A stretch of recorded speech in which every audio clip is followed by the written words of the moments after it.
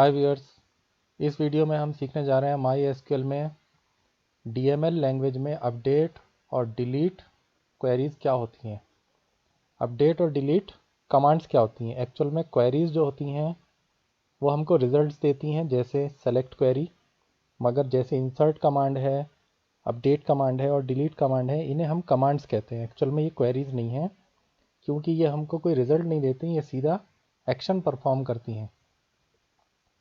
इस वीडियो में मैं आपसे रिक्वेस्ट करूंगा कि इससे पहले वाला वीडियो आप ज़रूर देख लें, क्योंकि अगर आपने इससे पहले वाला वीडियो नहीं देखा है, जो कि ऊपर डिस्क्रिप्शन में आपको नज़र भी आ रहा होगा, और अगर आपने वो वीडियो देखा है तो ये उससे कंटिन्यूएशन में सेकंड वीडियो है। क्योंकि इससे पहले वाला वीडियो हमने इसमें ये सीखा था कि कैसे डेटाबेस क्रिएट करते हैं, कैसे टेबल्स क्रिएट करते हैं, और टेबल क्रिएट करने की कमांड मैंने क्रिएट टेबल बताई थी, टेबल को मॉडिफाई करने के लिए अल्टर टेबल बताई थी। तो क्रिएट और अल्टर टेबल कमांड्स जो हैं ये हैं DDL कमांड्स, यानी डेटा डेफिनेशन लैंग्वेज कमांड्स। मगर रिजल्ट्स ओरिएंटेड यानी रिकॉर्ड्स ओरिएंटेड जो होती हैं वो होती हैं DML, data manipulation language SQL commands, जिसमें से हमने इंसर्ट और सेलेक्ट को देखा था। तो आज हम सीखने जा रहे हैं अपडेट कमांड कैसे काम करती है। मान लेते हैं हमारी ये स्टूडेंट की टेबल है, और अभी इस स्टूडेंट की टेबल में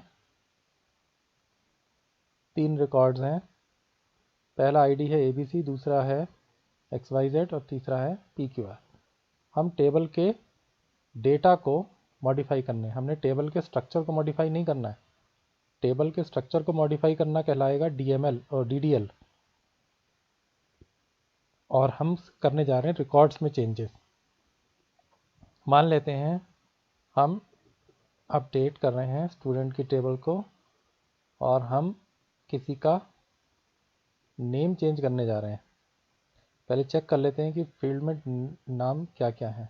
फील्ड का नाम है S नेम, ठीक है। We want to change the student name of ID number 3, right, and its previous name was PQR I think. उसकी जगह हम बदल के हम कर देंगे suppose Amit, for sorry where ID is equal to 3। Update student set S name is equal to Amit where ID is equal to 3। यानी आप S नेम नाम के फील्ड में एंट्री बदल के अमित करने वाले हैं, जिसका ID 3 हो। उसके लिए कमांड का एक्सप्रेशन, कमांड का सिंटैक्स कुछ इस तरीके से है। जितने ब्लू वाले हैं ये सिंटैक्स का पार्ट है, और जितने ये ब्लैक वाले हैं ये आपके टेबल डिपेंडेंट हैं। यानी अगर आपकी टेबल का नाम कुछ और है तो आप यहाँ चेंज करेंगे, फील्ड का नाम कुछ और है तो यहाँ बदलेंगे। तो अब हम इसको एग्जीक्यूट करते हैं। जब भी कोई कमांड एग्जीक्यूट होती है तो आउटपुट विंडो में ज़रूर देखिएगा, नीचे लिखा हुआ आता है update student set S name is equal to Amit where ID is equal to 3, 1 row affected, यानी एक रो पे इसका असर पड़ा है। देखते हैं क्या वो रो हमारी करेक्ट हो गई या नहीं हो गई। जी हाँ, row number 3 ID number 3 Amit हो चुका है। इसी तरह अब मैं फिर से इसी कमांड में किसी और को चेंज कर देते हैं। अब सेकंड वाले ID का नाम हम चेंज कर देते हैं सुमित, ठीक हो गया।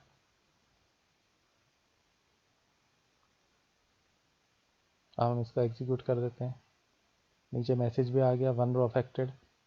तो इस तरीके से आप कितनी भी बार अपडेट कमांड चला सकते हैं। मगर एक बात आपको याद रखनी है, अगर आपने वेयर हटा दिया तो क्या होगा, आपकी पूरी टेबल में सबके नाम सुमित हो जाएंगे, राइट। तो इस बात का ध्यान रखना है कि हमें स्टूडेंट की टेबल या किसी भी टेबल में जब अपडेट की कमांड चलाते हैं तो वेयर लगाते हैं, तो जिस कंडीशन को आप लिख देते हैं वेयर में, वही कंडीशन जो है उसी रिकॉर्ड पर इफ़ेक्ट करती है, अदरवाइज़ वो पूरी टेबल पर इफ़ेक्ट कर देगी। तो पहले हम इसमें एक फील्ड और ऐड कर देते हैं स्टूडेंट की टेबल में, और मान लेते हैं इसमें एक फील्ड हमने डाल दिया एड्रेस का या मंथली फ़ी का। ठीक हो गया। मंथली फ़ी कैसी होनी चाहिए? इंटीजर भी रख सकते हैं और हम डबल भी रख सकते हैं, फ्लोट भी रख सकते हैं। चलो डबल रख लेते हैं। तो अभी हमने क्या करा है उसके टेबल के स्ट्रक्चर में चेंज कर दिया है। अब हम इसको अप्लाई कर देते हैं। आप देखना चाहते हैं कि कौन सी कमांड के थ्रू ये चेंज हो रहा है, तो ये है alter table. Alter table, school तो डेटाबेस का नाम है, उसके अंदर टेबल का नाम है स्टूडेंट है। Alter table school dot student add column monthly fee double, और नल भी है, यानी ये खाली भी रह सकता है। अब अप्लाई कर दिया। हर डेटाबेस के अकॉर्डिंग कमांड में थोड़ा बहुत चेंज हो सकता है, यानी अगर आप एसक्यूएल सर्वर में काम कर रहे हैं तो हो सकता है कमांड सिंटेक्स में थोड़ा बहुत चेंज हो। चलिए, अब हमारे पास टेबल में कितने फील्ड्स आ गए? एक फील्ड और बढ़ गया है। तो देखते हैं अभी उस फील्ड में क्या है। उस फील्ड में नल पड़ा है। मैं चाहता हूँ सबकी मंथली फीस एक साथ 600 कर दी जाए। ठीक है, मैं सारे स्टूडेंट की मंथली फीस एक साथ 600 करना चाहता हूँ। तब मुझे क्या लगाना होगा? Update student set monthly fee is equal to 600। अब मुझे वेयर नहीं लगाना है। क्यों नहीं लगाना? क्योंकि मुझे पूरी टेबल में एक साथ सबकी फ़ीस 600 करनी है। अगर मुझे किसी एक की करनी होती तो मैं वेयर क्लॉज लगा देता। मुझे सबकी चेंज करनी है तो मैं एक साथ, एक मिनट, कोई भी कमांड जो अपडेट और डिलीट की कमांड्स हैं इनमें एक थोड़ी प्रॉब्लम है। इसके लिए पहले आपको एक सेटिंग करनी पड़ती है। जैसे नीचे एक एरर आ गया था, जैसे आपको प्रेफरेंस में जाना पड़ेगा। प्रेफरेंस में जाना पड़ेगा और एसक्यूएल एडिटर में जाके आपको ये जो save updates, reject update and delete with no restrictions, यानी आपकी टेबल में अगर आप बिना वेयर क्लॉज के अपडेट और डिलीट चलाते हो तो पूरी टेबल में एग्जीक्यूट हो जाता है। तो उससे प्रिवेंशन के लिए यहाँ सेव अपडेट्स करके टिक है, इस टिक को हटा के अब आप कमांड चलाएंगे तो ये एग्जीक्यूट हो जाएगी। और अब हम देखते हैं स्टूडेंट की टेबल में, देखिए सबकी मंथली फीस 600 हो गई है। सबके नाम जो है वो मान लीजिए स्मॉल में डले हुए हैं। हम चाहते हैं सबके नेम जो है वो कैपिटल में हो जाए। उसके लिए क्या कमांड होनी चाहिए? चलिए उसको भी लिखते हैं। किसी के भी नाम को कैपिटल करने के लिए आपको एस नेम चेंज करना है। किससे चेंज कर देना है? सोचिए, यूकेस नाम का फंक्शन है इसमें। यूकेस, यूकेस का मतलब हो गया अपर केस। तो जितने भी नेम हैं वो सबके कैपिटल में कन्वर्ट हो जाएंगे। S name is equal to U case S name. इसे एग्जीक्यूट कर दीजिए और स्टूडेंट की टेबल में जाके रिजल्ट देखते हैं। सबके नाम कैपिटल में कन्वर्ट हो गए। तो ये तो आपने देख लिया, सारा कुछ अपडेट के ऊपर था। अब हम चलते हैं डिलीट पे। Delete from student where ID is equal to 3। ठीक है, इसको हम एग्जीक्यूट करते हैं। अब आईडी नंबर 3 जो है वो गायब हो गया। तो जब कोई रिकॉर्ड आपके यूज़लेस हो जाता है या किसी वजह से वो रिकॉर्ड गलत डल गया, उसको हटाना होता है, तो आप डिलीट कमांड चलाते हैं। तो डिलीट में ज़्यादा कुछ नहीं है, delete from student where ID is equal to 3। और अगर आपने वेयर हटा दिया तो पूरी टेबल के सारे रिकॉर्ड डिलीट हो जाएंगे। और अब हम इसमें फिर से वो रिकॉर्ड भर देते हैं। रिकॉर्ड भरने के लिए आप insert into student, values bracket में आपने डाल दिया 3, 3 जो थे वह अमित थे, और इसके आगे तीसरा फील्ड क्या है, monthly fee 600। Insert into student values, और आपने वैल्यूज़ डाल दी। अब देखते हैं तीसरा फिर से आ गया। ठीक हो गया। अब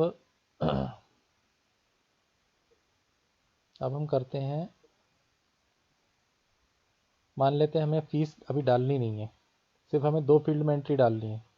तो आप इंसर्ट इनटू स्टूडेंट, जिन जिन फील्ड में वैल्यूज़ डालनी है उन फील्ड के नाम लिख दीजिए, और फिर वैल्यू आपको सिर्फ उन्हीं फील्ड में डालनी होगी, उसके अलावा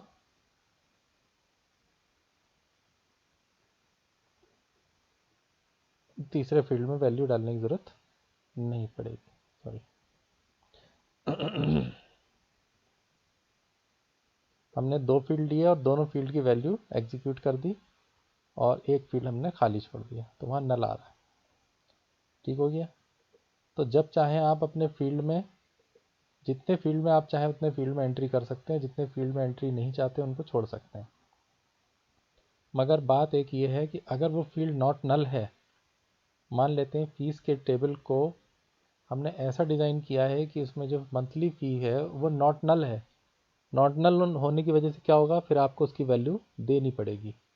मगर क्योंकि अभी फील्ड हमारा जो है वो नल है, तो हम उसमें वैल्यूज़ एक्सक्लूड भी कर सकते हैं। तो जितने फील्ड में आपको वैल्यू डालनी है उतने फील्ड का नाम दे दीजिए और उनकी वैल्यू दे दीजिए। इसमें एक एडवांटेज भी है, आप इनका ऑर्डर भी चेंज कर सकते हैं। एस नेम आपने पहले लिख दिया और आईडी बाद में लिख दिया। तो अब आप जो नई वैल्यू डालेंगे उसमें एस नेम आप पहले डाल सकते हैं और आईडी आप बाद में डाल सकते हैं। तो जब आप फील्ड बता देते हैं स्टूडेंट की टेबल में, तो फील्ड का ऑर्डर भी चेंज कर सकते हैं और फिर वैल्यूज़ भी उसी हिसाब से कॉरस्पॉन्डिंग चेंज करनी पड़ेंगी। देखते हैं। देखिए डाटा बिल्कुल करेक्ट जा रहा है। तो अभी हमने देख लिया है कि हमने 2 रिकॉर्ड्स में क्या करा है, मंथली फीस को ओमिट कर दिया है। अब हम अपडेट चला के उनकी वैल्यूज़ भर सकते हैं। Update student set monthly fee is equal to, इनकी मंथली फ़ी 1000 कर देते हैं, वेयर आईडी ग्रेटर देन 3। जिनका आईडी 3 से ज़्यादा है उनकी मंथली फ़ी 1000 सेट कर दिया। अब हम देखते हैं हमारे रिकॉर्ड्स। देखिए अजीत और गोपाल 3 से ज़्यादा आईडी है इनकी, इनके 1000 रुपये फ़ी अपडेट हो गई। अब हम करते हैं 2 टेबल्स को ज्वाइन। अब ऐसी कौन सी 2 टेबल हैं जिन्हें हम ज्वाइन कर सकते हैं। देखिए स्टूडेंट की टेबल में आईडी है और एस नेम है और मंथली फ़ी है। तो एक काम करते हैं, इस फील्ड का नाम ही रोल नंबर कर देते हैं, आईडी हटा ही देते हैं। आईडी से थोड़ा कन्फ्यूज़न हो रहा है, तो इस फील्ड का नाम हम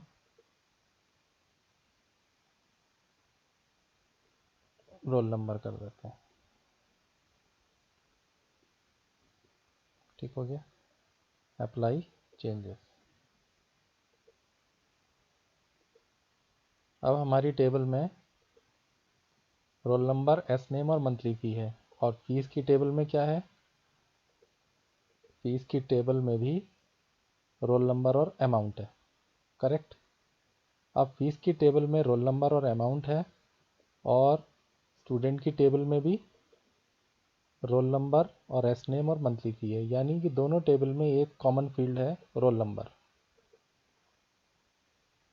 तो हम क्या कर सकते हैं, हम इन दोनों टेबल से मिला के एक रिकॉर्ड देख सकते हैं। जैसे सेलेक्ट